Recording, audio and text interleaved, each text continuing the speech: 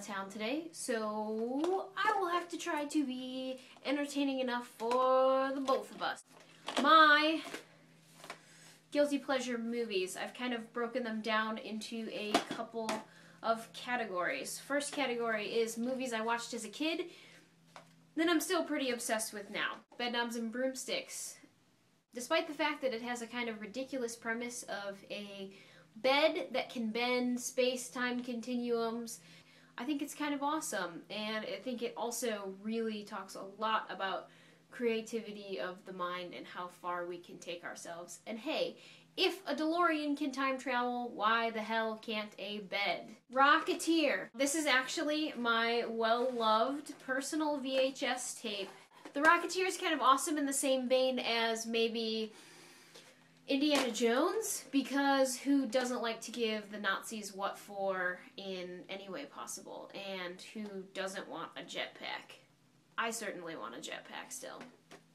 My last two guilty pleasures are broken into their own kind of group because they are usually genres that I'm not a huge fan of, but for some reason, love these movies. Frailty.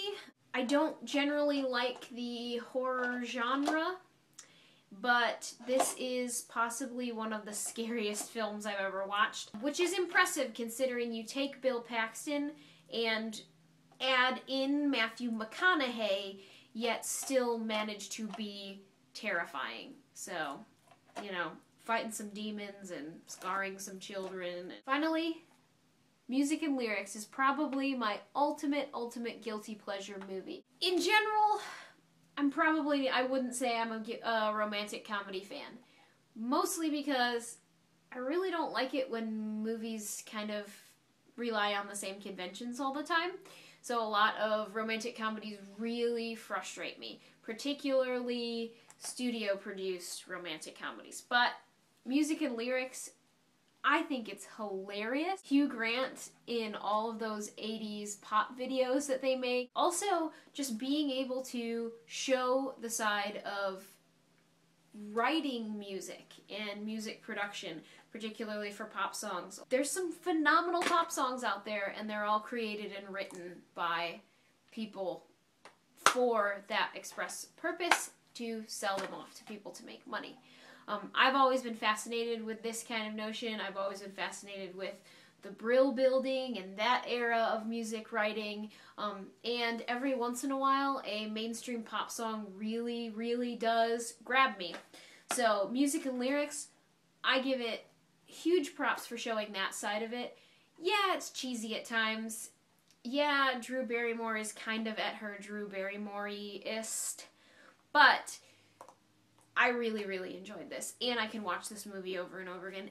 And what always brings down a movie about music is if the music sucks in it.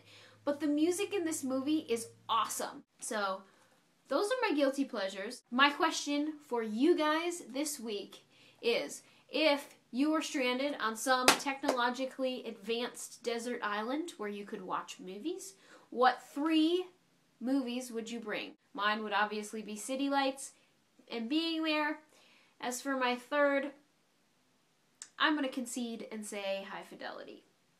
Monica will be back this weekend, so you'll get to see her on Tuesday, and I definitely want her to chime in on her movie guilty pleasures because she has some really good ones too. I look forward to hearing from Ia and Patrick and Melissa on the subject, hopefully. So, see you next week.